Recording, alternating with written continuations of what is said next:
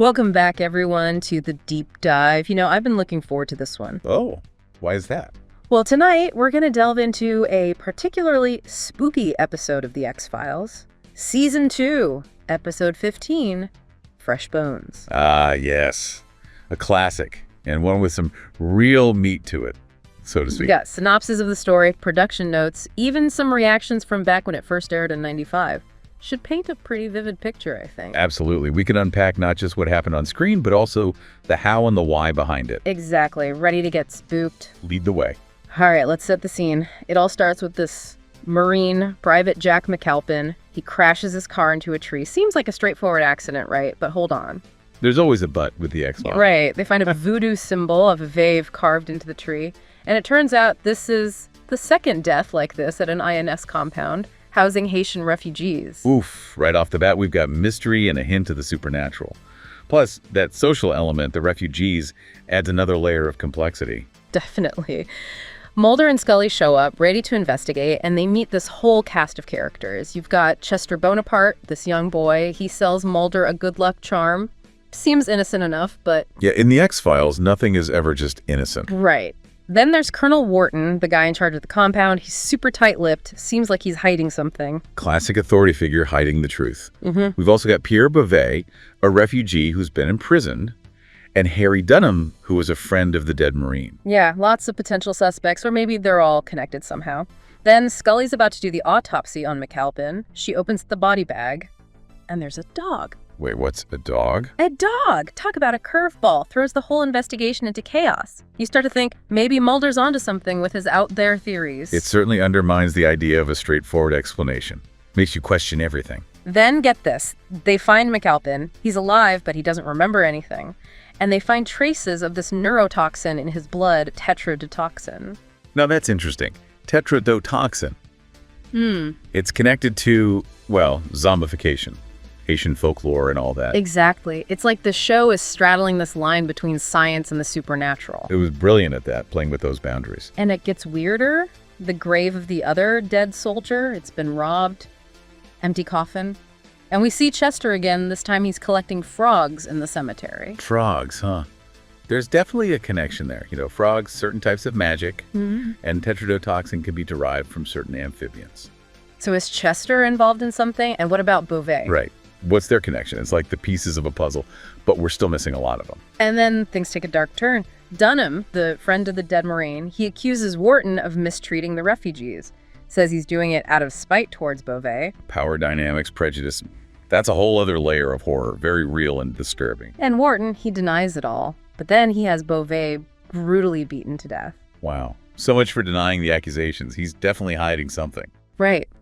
And then Scully, she gets a small cut from a twig in her car. Later, she finds a vave, that voodoo symbol, under her car. Well, hold on. It's like whatever is going on, it's targeting them now. Exactly.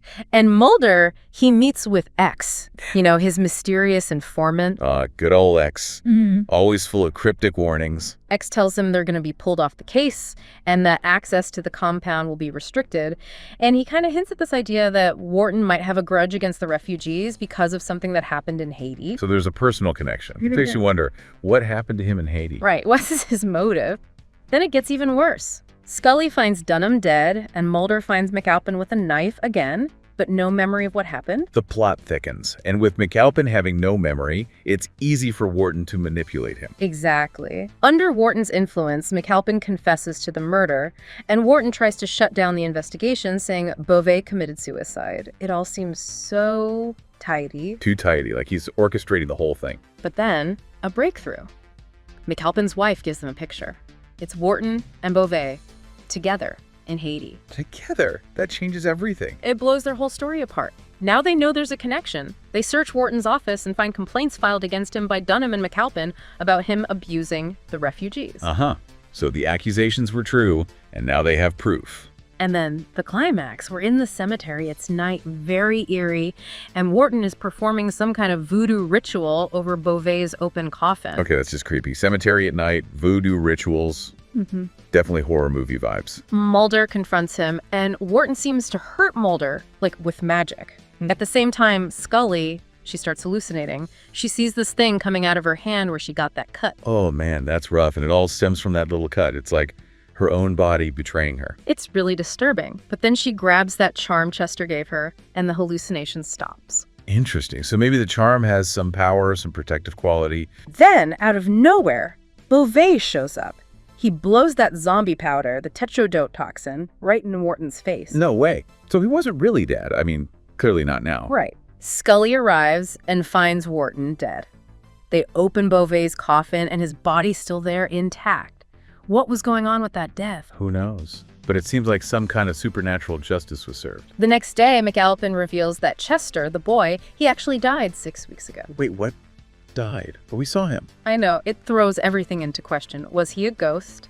A hallucination? Something else? That's the beauty of it. It leaves you wondering. And then that final scene, Wharton, they're burying him, but the groundskeeper messes up. He ends up buried alive. Oh, wow. That's dark. Talk about ironic punishment. Now let's shift gears a bit. Time for some behind-the-scenes fun. Did you know this episode was inspired by real events? Really? Yeah, they based it on reports of soldiers in Haiti committing suicide. Kind of a dark inspiration, but it makes you think about how real-world anxieties can seep into fiction. Absolutely. The X-Files was good at that. And they couldn't actually film in Haiti, so they built the compound in an abandoned shipyard in Vancouver. Can you imagine? Wow. That's resourceful. And fitting, in a way. Abandoned shipyard, sense of isolation, adds to the atmosphere. Right. And that opening highway shot, it's actually recycled footage from another episode, just with a different location label. Movie magic. Huh. They did what they had to do. Budget constraints and all that. That creepy hallucination scene with the thing coming out of Scully's hand. They made a mechanical hand with gelatin skin for that. Pretty cool for the time. Yeah, the practical effects were often so much more effective, more visceral. And Callum Keith Rennie, who was in Battlestar Galactica, he played the groundskeeper in this episode. Always fun to spot those early roles. Definitely. The X-Files launched a lot of careers. The episode also subtly touches on U.S. policies toward Haitian refugees. It was a hot topic back then, and it's interesting how they wove it into the story. The X-Files often tackled real-world issues using the paranormal as a lens. The voodoo stuff, it's based on real practices, but obviously stylized for TV. It's a tricky balance, respecting a culture while also creating a compelling story. Yeah, gotta be careful with that. Chester, that boy, he remains such a mystery. Was he a ghost? A symbol? It adds to the episode's creepiness. He's one of those characters that sticks with you. Even the title, Fresh Bones, it works on multiple levels. Refers to the ritual, the bodies. It's a good one. Foreshadowing and layers of meaning. Clever. The writer, Howard Gordon, he got the idea for the episode from reading magazine articles about the soldiers' suicides in Haiti. True stories, sparking fiction. That's powerful. Goes to show inspiration can come from anywhere. The actor who played Wharton, Daniel Benzali, they specifically cast him for a certain quality he had, even though he wasn't the typical military type. Interesting choice. Casting can make or break a performance. They clearly wanted something specific for Wharton. And last but not least, those graveyard scenes. They were tough to film because of heavy rain. Had to use pumps to keep the set from flooding. Wow. Behind-the-scenes struggles. You never know what goes into making these shows. So, Fresh Bones. It's got a great mystery, it's genuinely unsettling, and it even touches on real-world issues. Not bad for a Monster of the Week episode, huh? Not bad at all. It's a reminder of what the X-Files did so well, blending the real, the unreal, and the thought-provoking. It makes you think about the nature of belief, the power of suggestion, all that good stuff. Definitely. And leaves you with questions like, how much of what we saw was real? How much was influenced by belief or fear? And what about Chester? What was he really? That's for each of us to decide. And that's what makes it so compelling. Thanks for joining us on this deep dive, folks. Until next time, keep those flashlights handy. And keep an eye out for anything strange. You never know what's lurking in the shadows. Good night, everyone. Sleep tight.